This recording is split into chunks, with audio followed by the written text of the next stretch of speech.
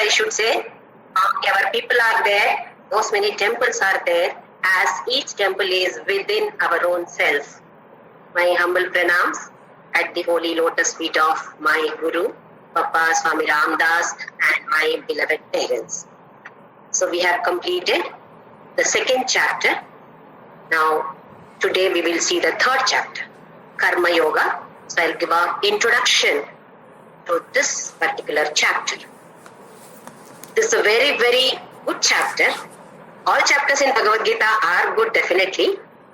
This is a very good chapter. It is very popular for so many things, including how to parent. How to parent, that is parenting. How to be good parents. How to run business successfully. How to do any work successfully. How to derive maximum happiness out of every work. How to meditate. So many things, so many points are given in this particular chapter. So it is a very popular chapter. Now, coming to this topic of work. If I do more number of work, it does not mean that we are doing Karma Yoga.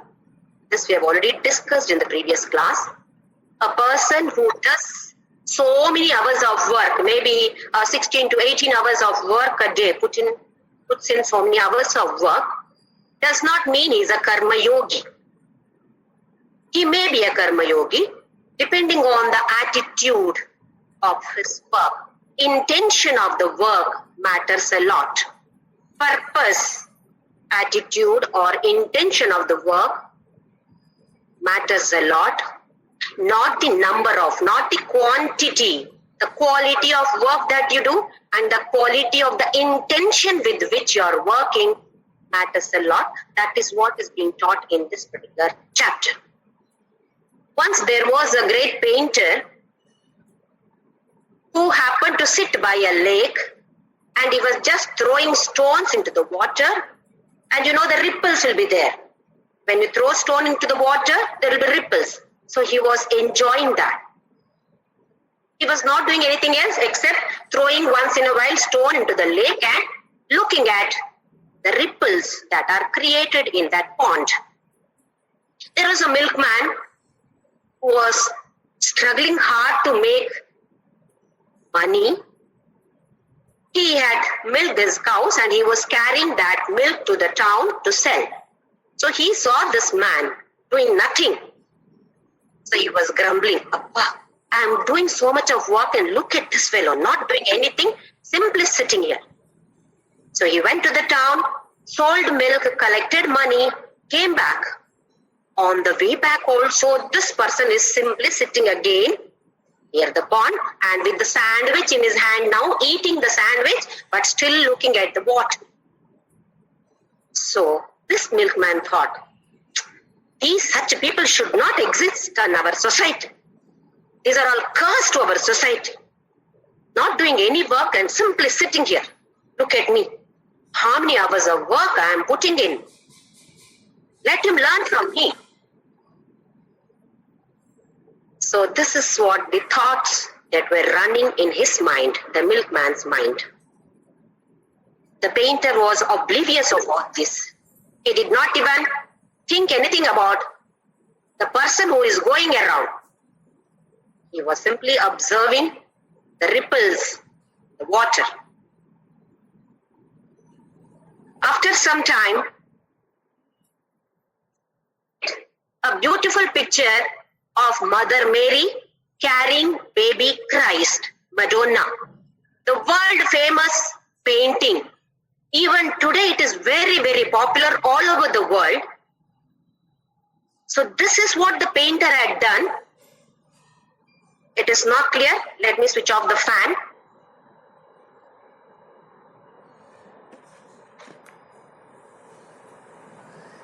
Normally I don't switch on the fan thinking that it will be disturbance, but today it is very hot. I thought let me switch on the fan.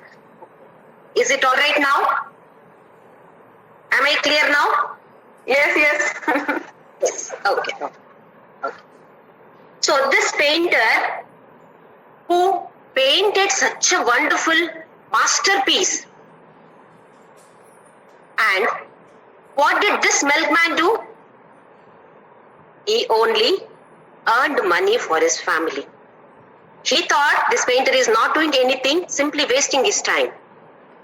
So we can never assume that one person is not doing anything, he is of no use to the society, and I am working for almost 20 hours a day, so I am the greatest in working. We can never assume like this.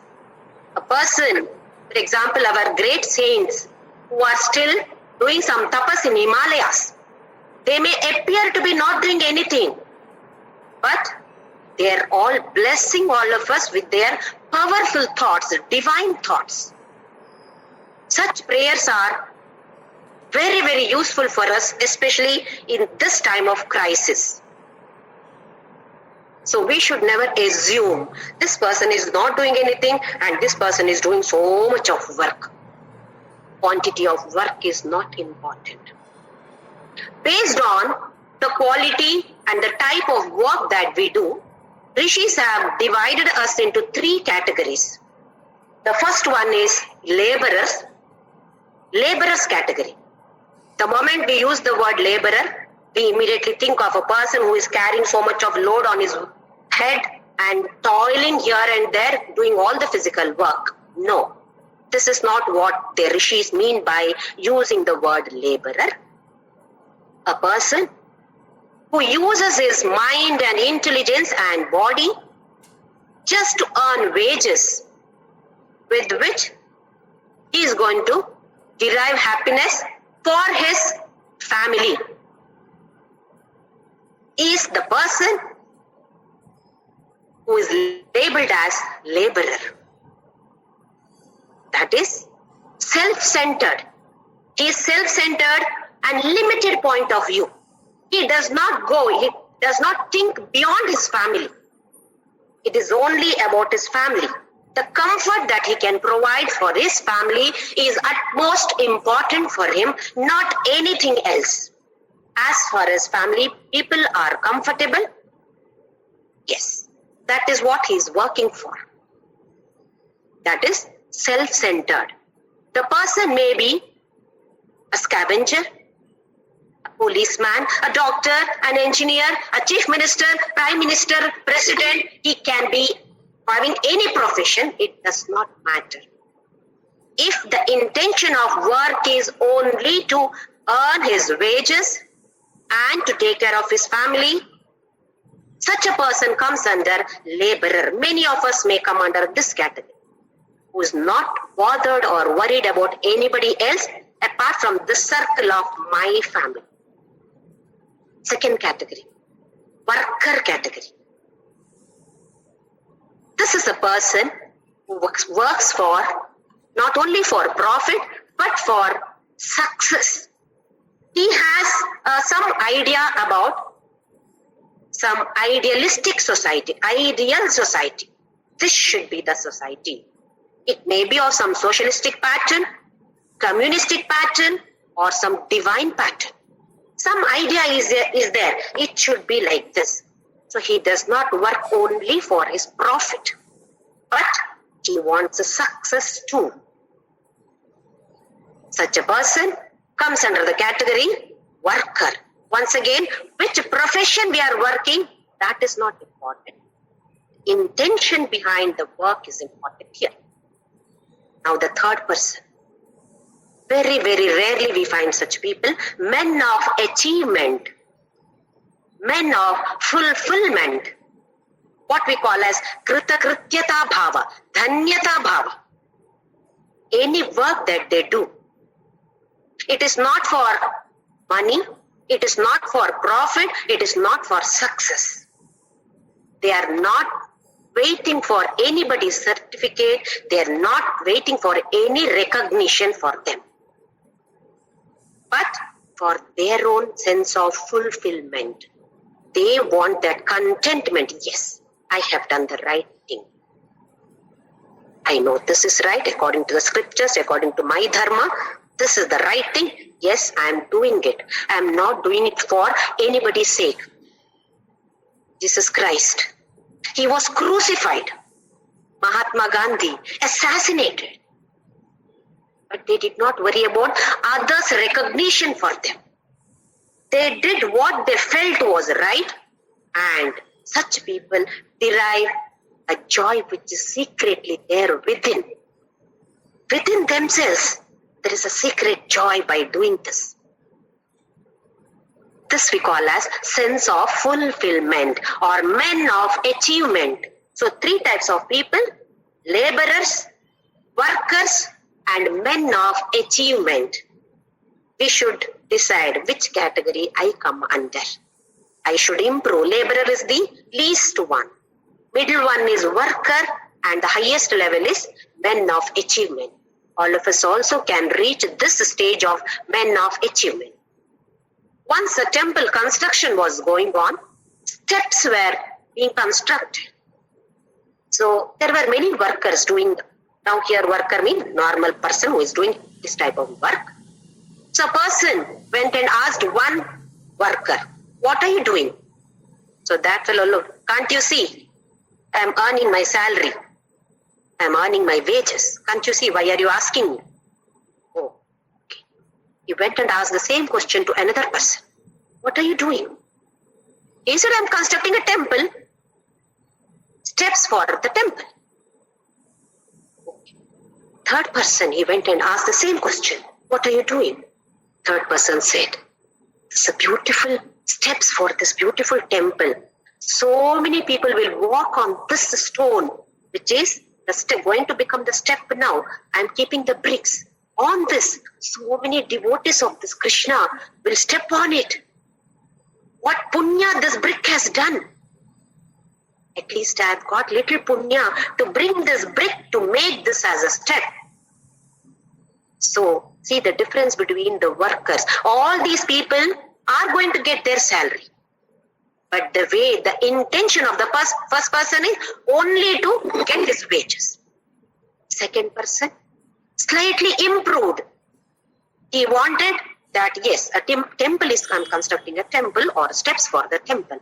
Whereas the third person's attitude, isn't he going to get salary? He is also going to get salary. But the attitude behind the same work was totally.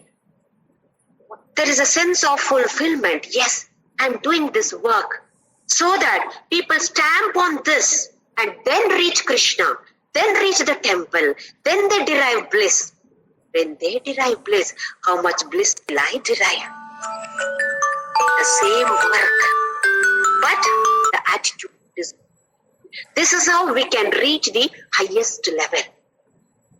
Work can be the same. What we receive in terms of this material also may be the same, but the inner growth, the spiritual growth is completely different for these 3. So from this story, we can differentiate who is a laborer, who is a worker, who is person of fulfillment. Person of fulfillment need not be just Jesus Christ or Mahatma Gandhi. Any one of us can also come into this category by just changing our attitude. Change the attitude, we reach that level. You all should come under this category. Sense of fulfillment, krita krityata bhava, dhanyata bhava should be there. Any work we do, diya should be there. Yes, I'm doing the right thing. I'm doing this for my beloved God. Then that bhava will come. Definitely the purification of mind takes place. Remember, our goal is right now to purify our mind as much as possible. Once it is purified, then jnana dawns by itself. We don't have to go for special meditation. It happens by itself.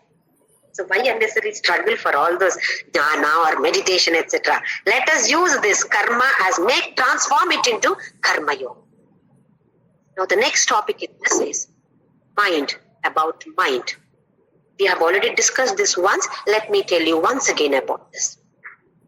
We receive all these senses, objects, whatever we see here, etc., through these sense organs, and mind receives it, or mind receives everything through the different sense organs. All of us know by now 5 sense organs are there: eyes, ears, nose, tongue and skin.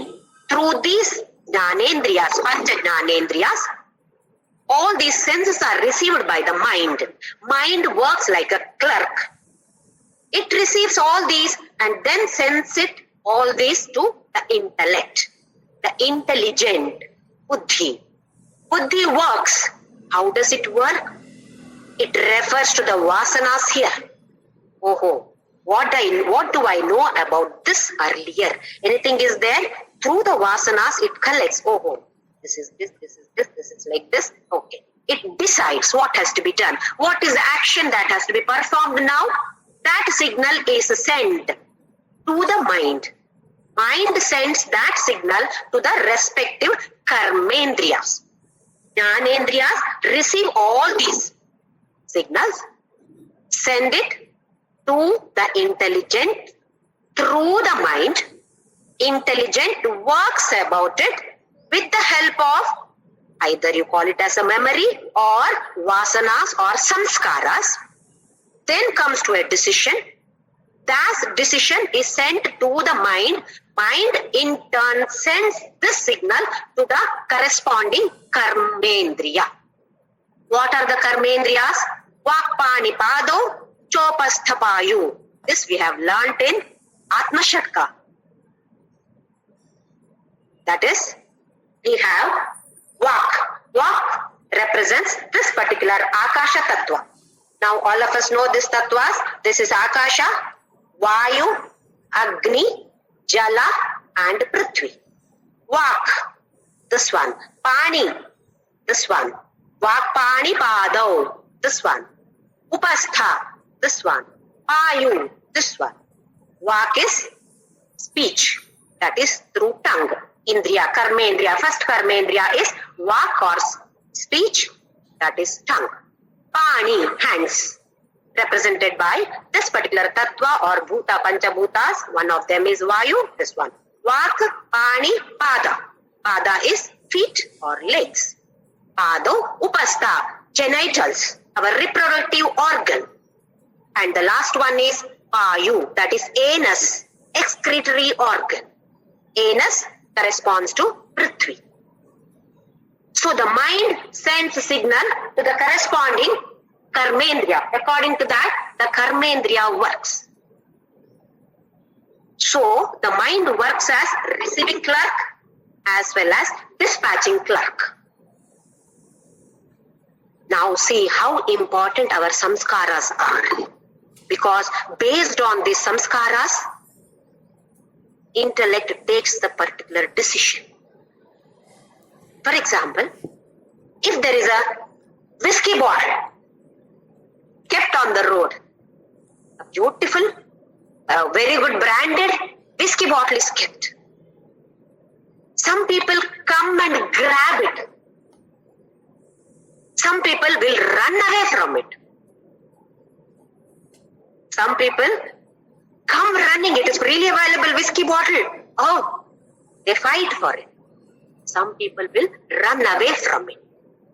So, is it the fault of the bottle? What did the bottle do? Bottle did not do anything. It is the mind of the people which were attracted, mind of the people because of which they ran away. Here mind means their samskara. What is told here about this whiskey bottle? Some people thought, oh, it is very good, it is very good, I am going to be elevated by this. Whereas some people thought, oh no, this is not good. So it is each one's samskara which attracts, which gets attracted, or through which we get repulsion. So attraction and repulsion is not in the object, it is there in our own selves as samskara. While walking, assume that nobody else is there, only one person walks in front of me and I am behind him. Suddenly from his pant pocket, a fat purse falls down. Fat purse. Actually, right now I am in need of money. There is a lot of problem in my house, financial problem. I am really in need of money. I just pick it up. Oh, God only, that person did not know that the purse has fallen down. He has gone. He has moved further. I pick it up. Then I think, oh, God only has sent me this now. Because I am in financial crisis, God only has sent me. I can simply put it in my pocket and use it. Based on my samskara. Whereas, another choice is also there. I can simply call that person. That person also may be in need of money. He also may be having financial crisis. His children may need some medicine. He may be carrying money for that purpose. So why not I call that person and give him this? Yes, I call him, give him this. Oh, he was so happy. Actually, I was about to admit my child in the hospital. Without this, I would have been lost. See, what sense of fulfillment will be there in the mind. Oh my God, I would have done a real crime had I simply lifted it and put it in my pocket, and had I used this money. Oh, I would have been a sinner. Had I picked it up and kept it, nobody would have known. But my own consciousness would not have allowed me to live in peace. What makes the difference here?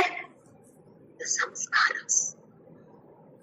What we have stored here, that makes the difference. There may be some people who pick up that and use it for themselves. At the same time, there will be definitely some people who call that person and give it back. So what makes the difference? Samskaras make the difference. Samskaras drive our actions. Samskaras drive our intention behind the action. How should we improve the action? The quality of action definitely depends on the quality of mind, quality of intellect, quality of samskaras, and quality of the intention behind the work.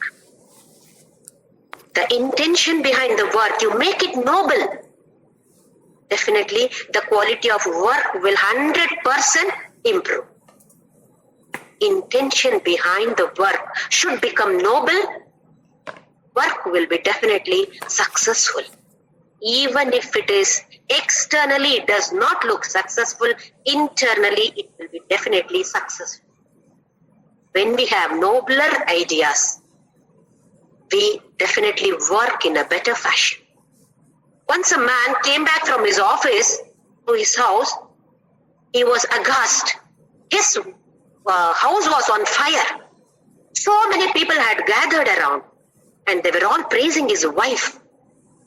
So as soon as they saw him, some of the neighbors who just came and started praising his wife, he was wondering, why, what happened? So they all said, suddenly it caught fire and the fire engine came. The child, baby, was sleeping inside. Your wife was outside. These fire engine people, they said, Madam, sorry, we cannot go inside. We can only try to extinguish this fire. We cannot go inside to bring the baby. Suddenly, this mother, from where did she get this enthusiasm and that energy? She just rushed inside and brought her baby out. Not even one edge of her sari was burnt. Not even a hair of that lady was burnt. So they were all praising her. Then he suddenly found his wife there. He went and hugged her. She then started crying. I don't know how I went inside. I don't remember anything. What has driven me to run inside and bring this baby back? She was holding the baby and crying like anything. Till then it was here. Suddenly when she saw her husband, it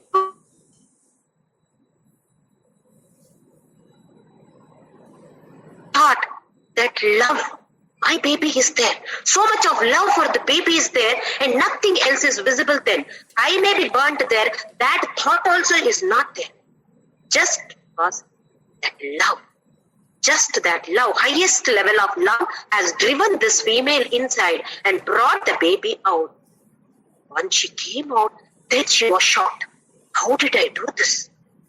So whenever we have any nobler ideas, nobler intention behind the work is extremely good. And as we keep on discussing about this, God and nature also gives the maximum support to us.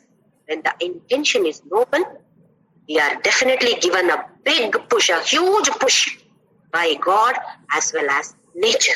So this is the introduction to Karma Yoga. With this we will start the first shloka of third chapter, Karma Yoga. Tritiyoധ്യായഃ Karma Yoga Arjuna Uvacha Jyayasi Chet Karmanasте Mata Buddhir Janardana Tat Kim Karmani Ghore Ma Yojayasi Keshava. So Arjuna now asks a question. As I said in this class, here it is a samvada. It is not vada, it is samvada. The highest level of holy discussion between enlightened master and an intelligent student. It is not just vada, it is samvada. The student is allowed to ask any question any time of the discussion. Krishna does not say, let me complete, then you ask your doubt. No. Anywhere in between, Arjuna had the right to ask his doubts, clarify his doubts. Again, doubt is asked just to clarify, not to put down the teacher. It is not to find fault with Krishna's arguments. It is only to clarify the doubts. Jyayasi chet karmanaha te mata buddhihi janardana. Hey Janardana, if you feel that this buddhi, that is what he talks is about jnana. If this jnana or acquainting this knowledge is better, jyayasi chet, if this is more, that is having this jnana is more than karmanaha. If you feel that, if your mata is what? If your opinion, in your opinion, if jnana is better than karma, then that, if it is so, kim karmani ghore mam, this ghastly work of what? Killing these people, killing my people. Why are you making me do this? Niyojayasi, why are you engaging me in this ghastly work of killing my people? You feel that having jnana is more important than karma, then you are making me do this ghastly work. I am not able to understand Krishna. Arjuna still feels that he is this body. He did not identify himself with that self. He is not identified himself with the army of Pandavas. He still feels this is me. Had he identified himself with that self, or had he identified himself with the army of the Pandavas, he would have understood. But still identification is with the body, so he is not able to understand. If it is only jnana which is more important than karma, I will go to Himalayas. I will go to some teachers and collect jnana. Why should I do this terrible job, ghastly job? No, Krishna, you are confusing me. That is what he says in the second shloka now. Vyamishrene vavakyena buddhim mohayasi vame tadekam vada nishchitya yena shreyogam apnuyam. Vyamishrene vavakyena. Your sentences are totally perplexing. Now, Vakyena buddhim mohaya sivame. Ayyappa, I am totally confused. Once you say this is good, once you say this is good. What is this? I am totally confused. Buddhim mohaya sivame. Here moha is not attachment. I am confused. Should I do this? Should I do that? Because in Sankhya Yoga, he advertised for Sankhya Yoga, Jnana Yoga, Karma Yoga, as well as Bhakti Yoga. So which is better? My buddhi is totally confused. Mohaya sivame. Vyamishrene, perplexing sentences, confusing sentences. Then, tad ekam vada nishchitya. Only one you tell me. First you decide, Nishchitya. We also tell somebody, if you are confused, tell me what should I do. Now don't give me an explanation, either this or that. So he said, Tat ekam vada. Only one you tell me, Nishchitya. Decide which one, either karma or jnana. Which is better? Shreyoha apnuyam. By which I will attain success. Which is Shreya apnuyam. I should attain that. Based on your decision, I am going to do that. You tell me do this, I will do. Tell me do this, I will do. Tell me to go to Himalayas and collect information, knowledge. Yes, I am ready for that also. But don't confuse me with this explaining so many things. Ekam vada. Tell me only one. That too, Nishchitya. Decide, you decide. Don't confuse me. Now, Krishna answers the question. He can simply say, fight. That's what he wanted. Krishna wanted Arjuna to fight, so he could have simply said, fight. Bhagavadgita would not have been there at all. Had he simply said, fight Arjuna. No, he explains everything in detail. He explains. Shri Bhagavan Uvacha Lokesmin Dvidha Nishtha Pura Prokta Maya Nagha Jnana Yogena Sankhyanam Karma Yogena Yoginam. Lokesmin Dvidha Nishtha Pura Prokta Maya Anagha. He addresses Arjuna as Anagha. Agha means Papa, sin. Anagha, one who has not done any sin. So he addresses Arjuna as not a sinner. You have not done any sin. Anagha. So that even if you kill anybody, you are not going to do any agha. It is not a papa. So anagha. Loke asmin dvividha nishta. There are two different paths. Dvividha, two types of paths in this loka, that is Nishtha. Jnana Yogena Sankhyanam. There are two. The first one is for the Sankhya Yogis, what he has explained in the second chapter, Jnana Yoga. Jnana Yogena Sankhyanam. For the Sankhya Yogis, Jnana Yoga, whereas Karma Yogena Yoginam. The general yogis, it is Karma Yoga. Karma Yogena Yoginam. When did he say this? Pura. Long back. How is that? Krishna was as old as almost Arjuna. So how can he say Pura Proyakta Maya Nagha? I said it long back. What does it mean? Krishna here is not speaking as the blue boy of Vrindavan, not as Arjuna's cousin, not as lover. He is speaking as the enlightened master who is the creator of this world, creator of this universe. That is why he says, Pura, long back. This is, I have already announced this about this, that there are two paths. Jnana Yogena Sankhyanam. Two, that is, one is Jnana Yoga for Sankhya Yogis and Karma Yoga for Yogis. That is Karma Yogis. Karma Yoga. Normally what happens is,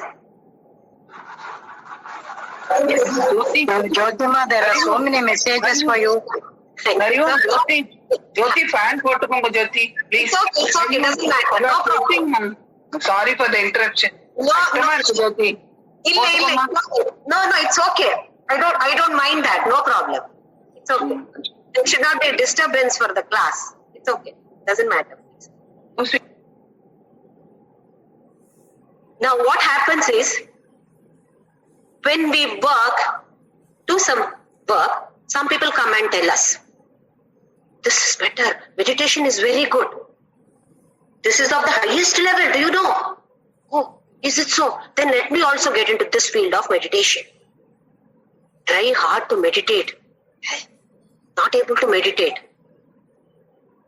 Then I feel, see, my friend is able to meditate. I'm not able to meditate at all. This chapter is for such people like us. Not able to meditate, don't worry. Krishna is going to explain about Karma Yoga, through which We are going to purify our mind and we are not going to struggle to meditate. By itself, by default, it will happen to us.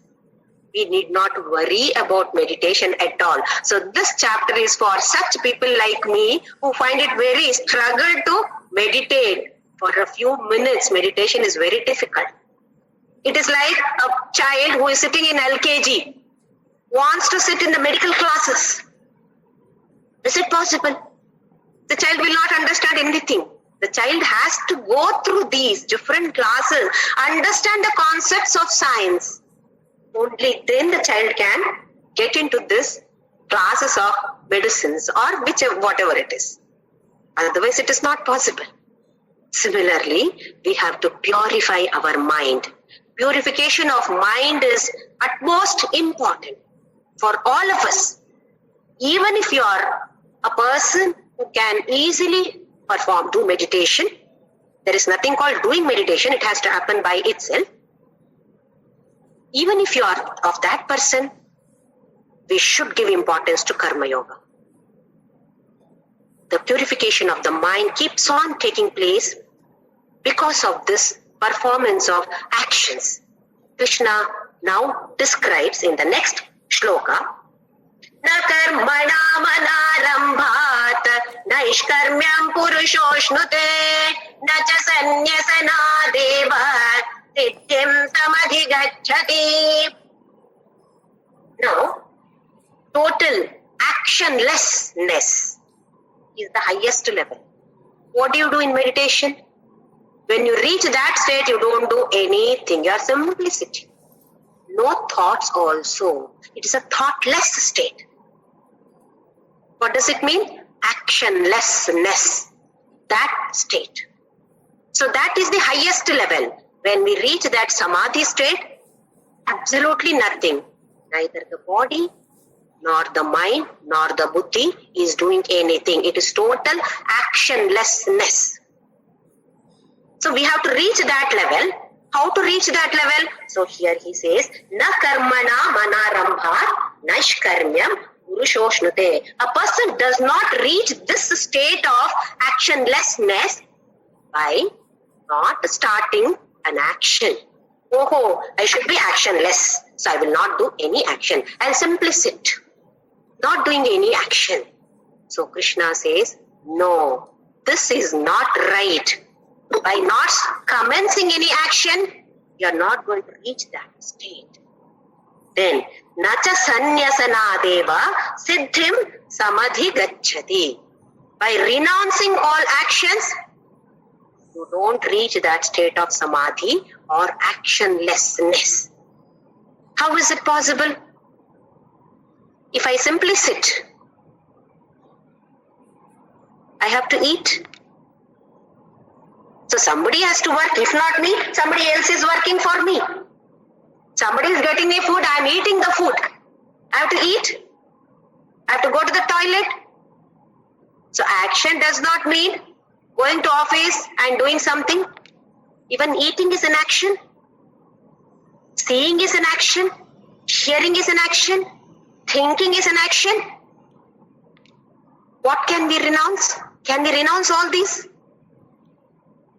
So beautiful it is. Reaching that actionlessness state is through action.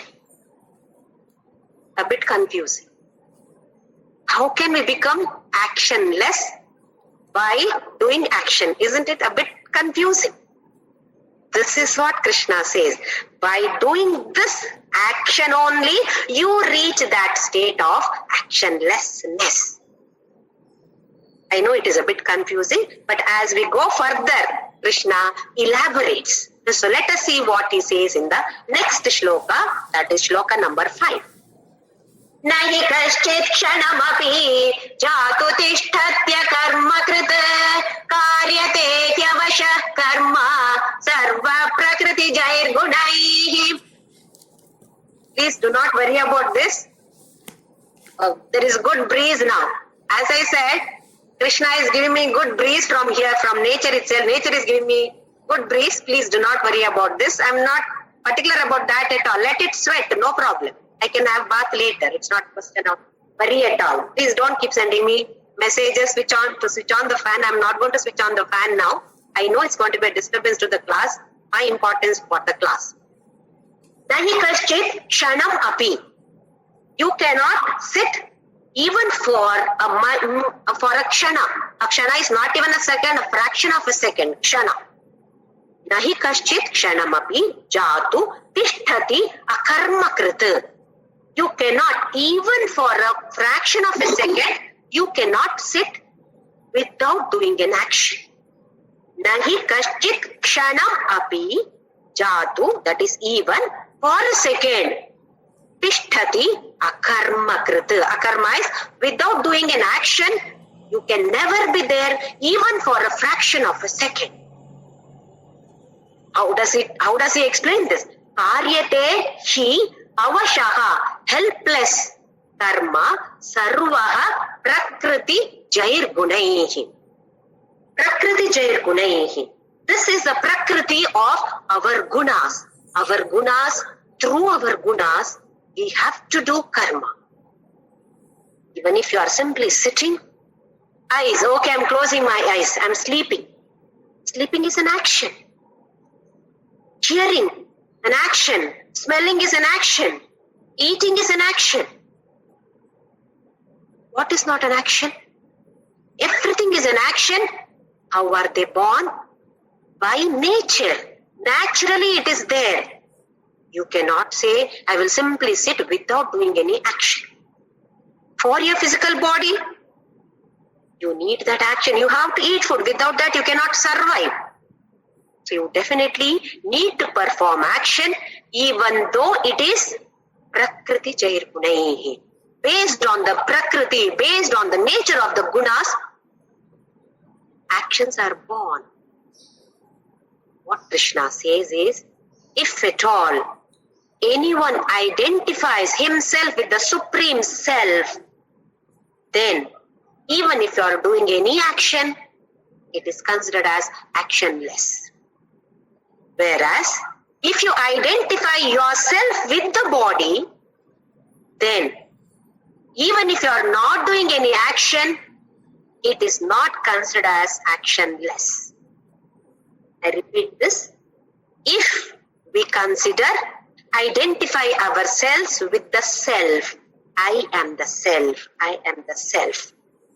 When we get to experience this, that I am self, then even if I perform any action, it is as good as not performing any action, because I am not identified with my body. I identify myself with the self. Whereas, if you identify yourself with the body, then even if you are not doing any action, it is not considered as actionless. Krishna had 16,000 wives. But he said, I don't have anyone as wife. Why? Here he did not mean that I as Krishna, that blue boy, not as the lover of the Gopikas, not as the husband of those 16,000 ladies. He considered himself, identified himself as that Supreme Self. It is true. With the body, yes, 16,000 wives. As a self, no. So he did not lie. It was not a lie. When we identify ourselves with the body, then even if we don't do any actions, it is not considered as actionlessness. When we identify ourselves with that Supreme Self within, then any action that we perform, actionless. Bhagavan Ramana Maharshi. Any actions he performed, it was not considered as action at all. It was performed for the sake of the devotees or for the sake of the loka, not for himself. So such actions are considered as actionless. It is not for himself. It was for the sake of others. He identified himself with the Atma or the Supreme Self. That is what Krishna means here in this shloka. Next shloka. Karmendriyani samyamya यास्ते मनसा स्मरन् इन्द्रियार्थान् विमूढात्मा मिथ्याचारः स उच्यते. Karmendriyani. We have seen all the karmendriyas now. Pancha jnanendriyas, pancha karmendriyas.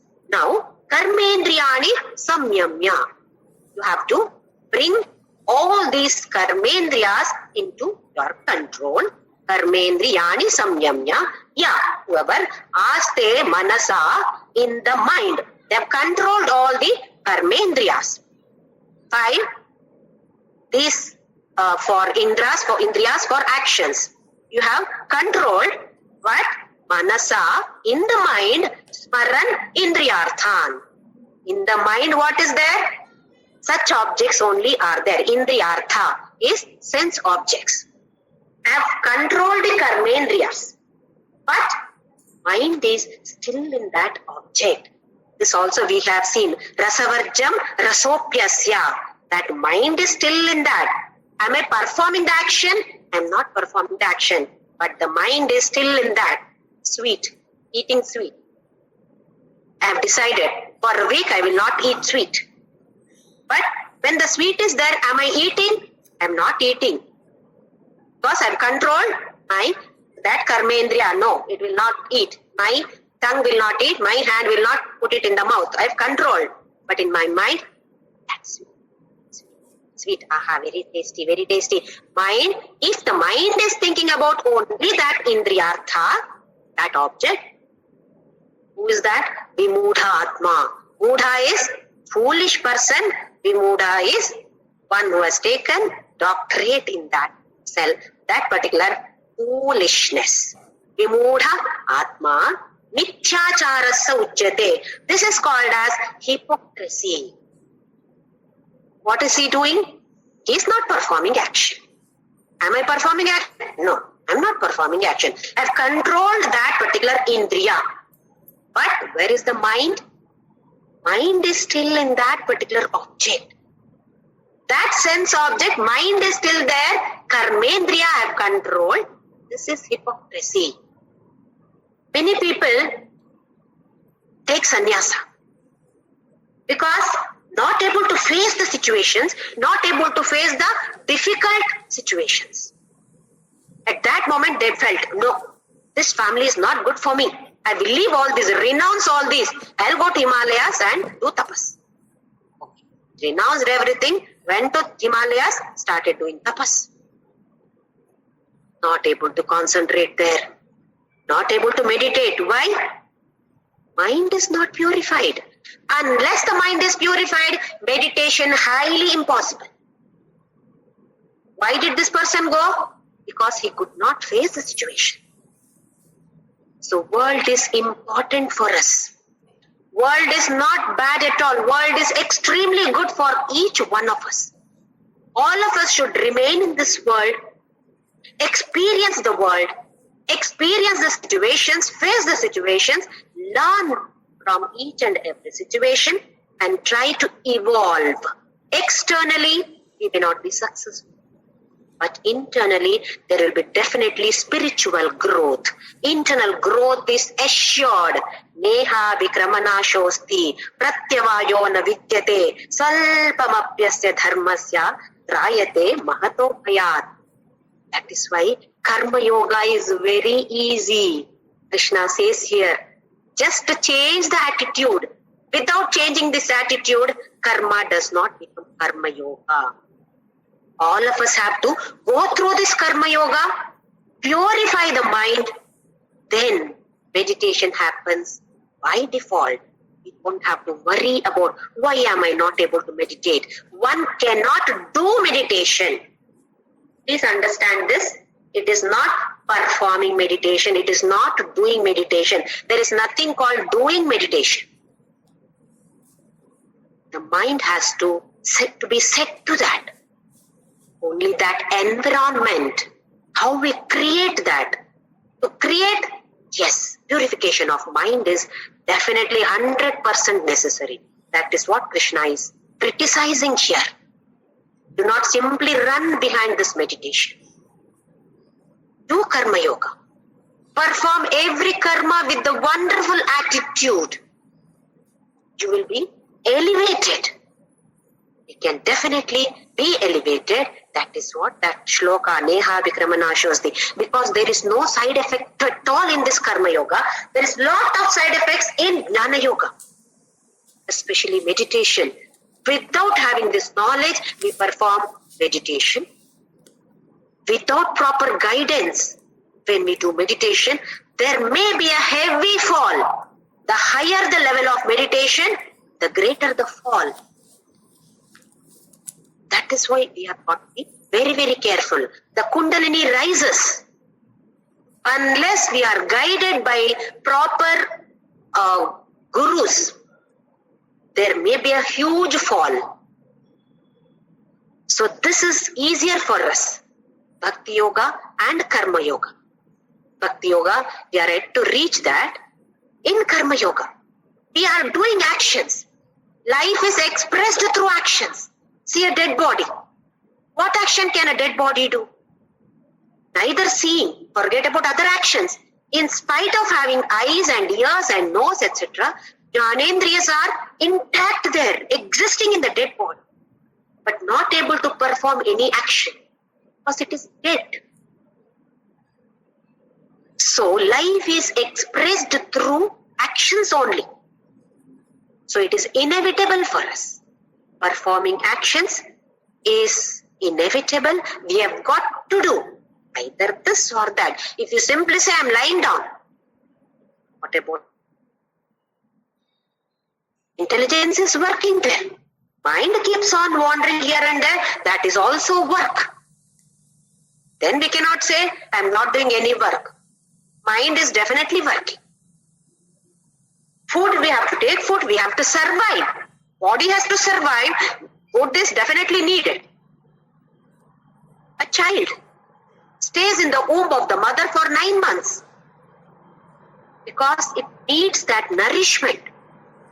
Only when proper nourishment is given, then the child baby comes out of the womb. A fruit stays in the plant or tree for enough number of days. Even it is ripe, then we relish that. Otherwise, the joy of eating the fruit is not there. If it is plucked just when it is very raw or it is not yet fully grown, then it is not that tasty at all. We will relish only when it is fully ripe. Like that, we can definitely enjoy our meditation when we are totally ripe. From LKG, let us not simply jump to higher level PhD classes. Everybody wants to be reach there, PhD class. Yes, no doubt about it. But it is not possible to jump like that to the highest level right now. So we can all perform this Karma Yoga, purify our mind, and then reach that level. The next shloka, shloka number 7. Yastvendriyani manasa niyamyarabhate Arjuna karmendriyaihi karma yogam asaktasya vishishyate. Yes, indriyani manasa. Indriyani manasa, indriyani and manasa niyamya.